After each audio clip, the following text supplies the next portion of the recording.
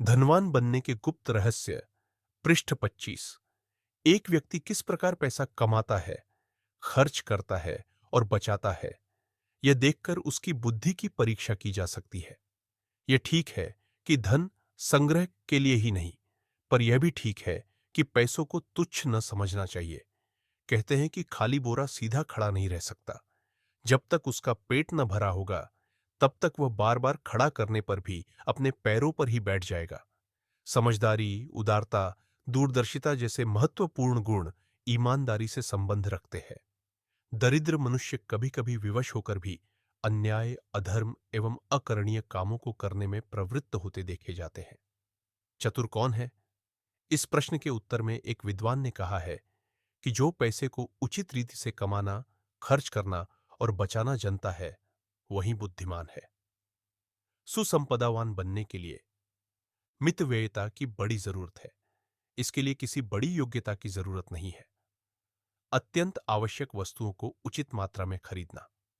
इस सिद्धांत को ध्यान में रखकर कोई भी मनुष्य ठीक प्रकार से गृह प्रबंध कर सकता है, किंतु इसका अर्थ कंजूसी नहीं। कल के लिए जमा रखने की इच्छा से जो आज भूखा मरता है, वह मूर्ख है। मितव्ययी मनुष्य धन को ईश्वर समझकर पूजा नहीं करता, वरन उसको सावधानी से शस्त्र की भांति वहीं उपयोग करता है जहां उसके करने की जरूरत है। आप कंजूस नहीं, किफायतशार बनिए, क्योंकि किफायतशारी दूरदर्शिता की पुत्री, संयम की बहन और स्वतंत्रता की माता है। यह हमारे चरित्र, आनंद और प्रतिष्ठा की रक्षा करती है। जब फ्रांसिस हानरी गृहस्थी में पड़ा तो उसके पिता ने कहा, पुत्र, मेरा आंतरिक आशीर्वाद है कि तू प्रसन्न रहे। इस हर्ष के समय पर एक रत्न तुझे उपहार दे रहा हूं, और वह है किफायतशारी का उपदेश।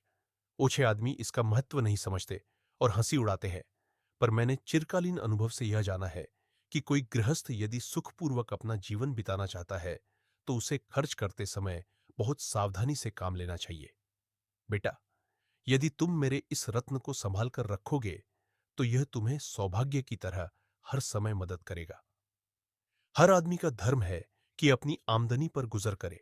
जो ऐसा नहीं करता, वह भीख मांगेगा, किसी पर भार बनेगा या बेईमानी करेगा।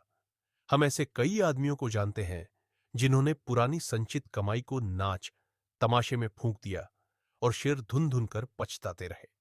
इन चटोरी आदत के व्यक्तियों को वासनाएं तृप्त करने के लिए जब अपने पास धन नहीं दिखाई देता, तो ऐसे कार्य करने को उद्यत हो जाते हैं जिनसे उनके लोक और परलोक दोनों बिगड़ जाते हैं।